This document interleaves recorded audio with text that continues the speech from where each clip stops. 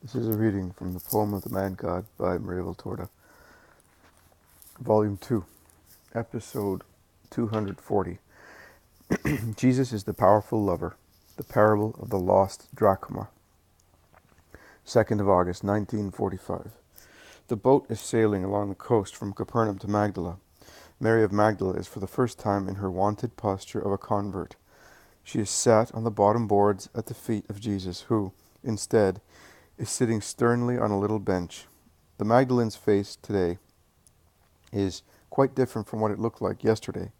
It is not yet the radiant countenance of the Magdalene, running to meet her Jesus every time he goes to Bethany, but it is already free from fear and terror, and her eyes, which were as downcast as they had previously been impudent, are now serious but confident, and in her dignified gravity there is now and again a sparkle of delight when she listens to Jesus speaking to the apostles or to his mother and Martha.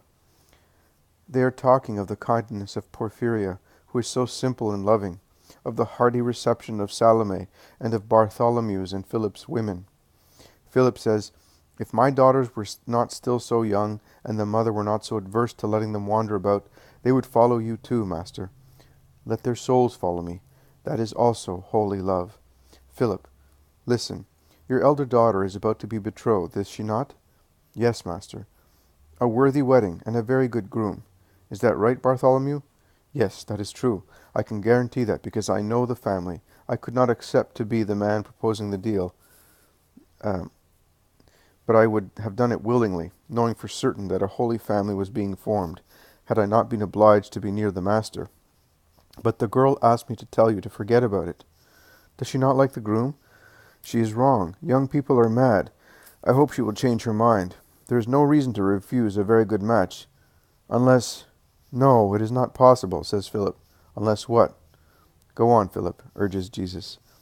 Unless she loves another man. But it is not possible. She is never out of the house, and at home she leads a sequestered way of life. It is not possible. Philip, there are lovers who enter also the most private of houses, who know how to speak to those they love, notwithstanding all the barriers and close watching, those who overcome every objection of widowhood or youth, although well protected, or other kinds of obstacles, and take the girls or women they want. And there are also lovers who cannot be refused, because they are overbearing in their desire, and alluring in overcoming every resistance, even the demons. Your daughter loves one of those, and the most powerful one. But who? One of Herod's court? That is not powerful. One of the proconsul's household? A Roman patrician? I will never allow that. The pure blood of Israel will have no contact with impure blood, even if I should kill my daughter. Don't smile, Master. I am in agony. Because you are like a restive horse. You see shadows where there is nothing but light. Do not be upset. Also the proconsul is but a servant, and his patrician friends are servants, and Caesar is a servant. You must be joking, Master. You wanted to frighten me. There is no one greater than Caesar, and there was no greater master than he is. I am, Philip. You? You want to marry my daughter? No, her soul.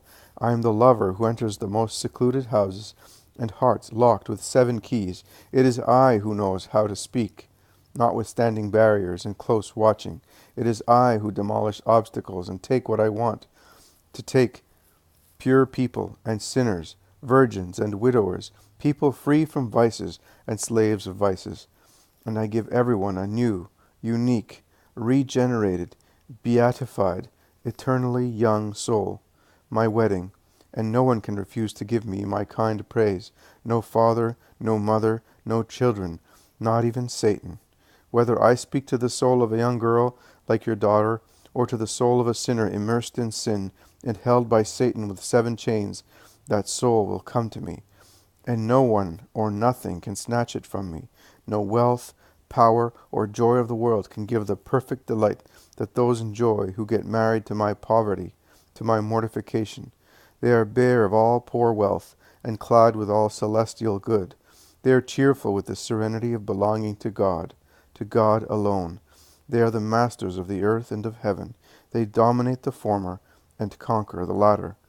But that never happened in our law, exclaims Bartholomew. Divest yourself of the old man, Nathanael. When I saw you for the first time, I greeted you, saying that you were a perfect Israelite, without guile. But be now of Christ, not of Israel, and be so without deception and without ties. Clothe yourself with this new mentality.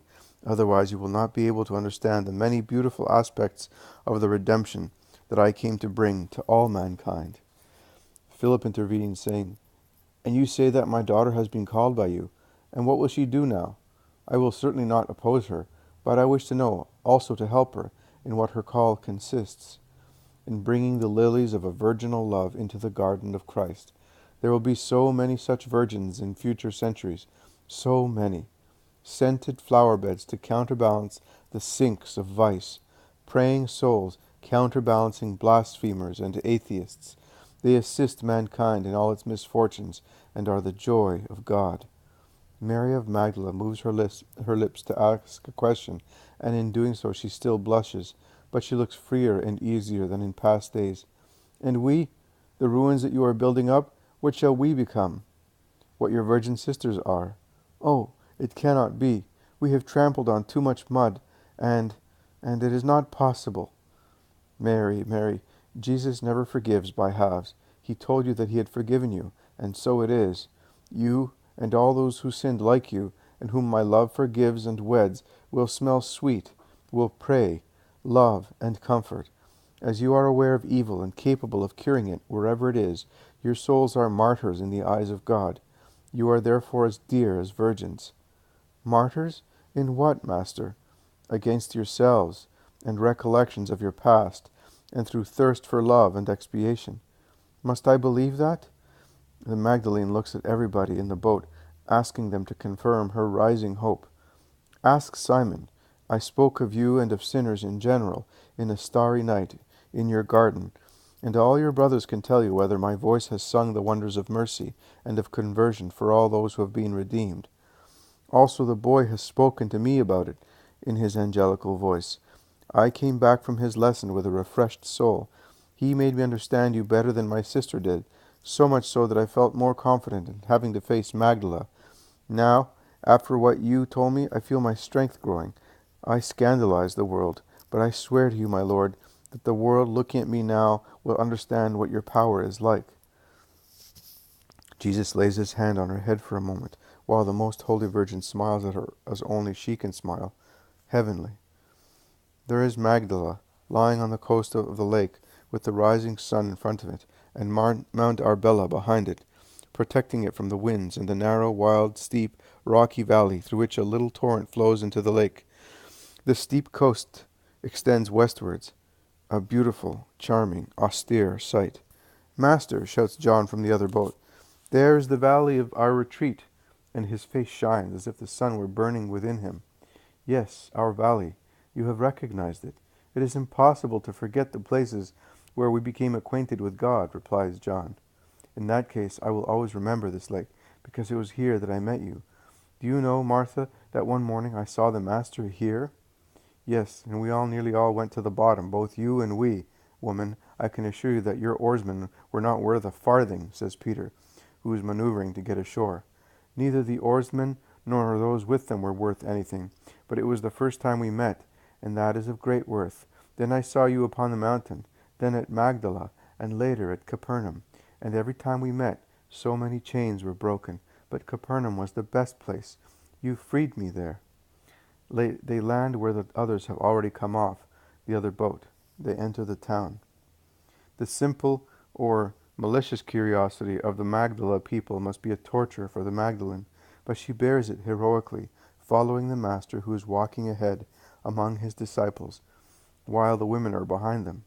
There is much whispering and irony. All those who formerly feigned to respect Mary for fear of reprisals, while she was the overbearing mistress of Magdala, now that they see her humble and chaste, and realize she has parted for good from her powerful friends, they take the liberty of insulting and reviling her. Martha, who is suffering as much as she is, asks her, Do you wish to go home? No, I am not leaving the Master, and I am not inviting him to my house until it is purified, and every trace of the past has been removed. But you are suffering, sister. I deserved it. And she must be really suffering. Her flushed face is beaded with sweat, not due to the warm weather. They cross the whole of Magdala, going towards the poor quarters, as far as the house where they stopped the last time. The woman is dumbfounded when, looking up from her washboard to see who is greeting her, she finds Jesus facing her, along with the well-known Lady of Magdala, who is no longer pompously dressed and adorned with jewels. On the contrary, she is wearing a light linen veil, a periwinkle violet dress, which is high-necked and certainly does not belong to her, because it is too tight and has been adapted for her. She is enveloped in a heavy mantle, which must be a torture in that warm weather. Will you allow me to remain in your house and speak to those who are following me? That is, to the whole of Magdala, because the whole population has followed the apostolic group. Why ask me, my lord? My house is yours. And she busies herself bringing seats and benches for the women and the apostles. When passing near the Magdalene, she bows like a slave. Peace to you, sister, replies the Magdalene, and the poor woman is so shocked that she drops the bench she was carrying, but she does not say one word. The scene makes me think that Mary of Magdala probably treated her subjects rather haughtily. The poor woman is utterly astonished. When she is asked how the children are, where they are, and whether her husband has had good hauls. They are well. They are at school or with my mother. The little one is sleeping in his cradle. My husband has had good catches of fish, and will bring you the tithes due to you. That is no longer necessary. Use them for the children. Can I see the baby? Come. People have crowded the street. Jesus begins to speak. A woman had 10 drachmas in her purse, but she made a movement, and the purse fell from her breast. It opened, and the coins rolled on the floor.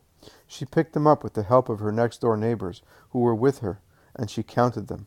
They were only 9. The 10th could not be found.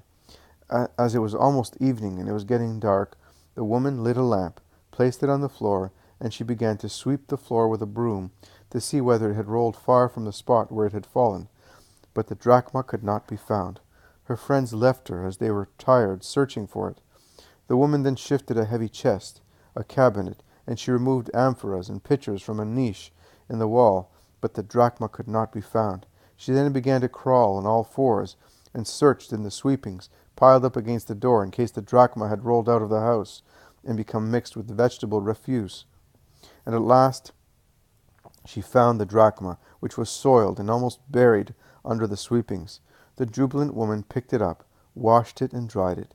It was now more beautiful than beforehand, and she showed it to her neighbors, whom she called again at the top of her voice, those who had gone away after helping her in the early search. And she said to them, "Here you are. See, you advised me not to bother any more, but I insisted, and I found the lost drachma. Rejoice therefore with me, because I have not suffered the loss of one of my treasures." Also your master, and his apostles as well, behave like the woman of the parable. He knows that a movement may cause a treasure to fall. Every soul is a treasure, and Satan, who hates God, provokes false movements to make poor souls fall.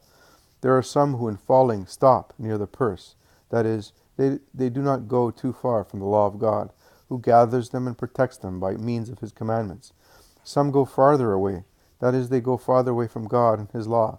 Some, finally, roll as far as the sweepings, dirt, and mud, and they would end up by burning in the eternal fire, as rubbish is burnt in suitable places. The Master knows, and he looks untiringly for lost coins. He looks for them everywhere, with love. They are his treasures, and he never tires, and he loathes nothing. He rummages, searches, shifts, sweeps, until he finds what he is looking for.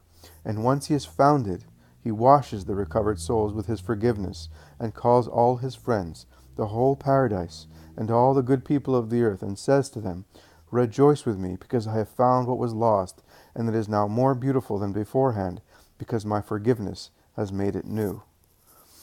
I solemnly tell you, there is much rejoicing among the angels of God, and the good people of the earth over a repentant sinner.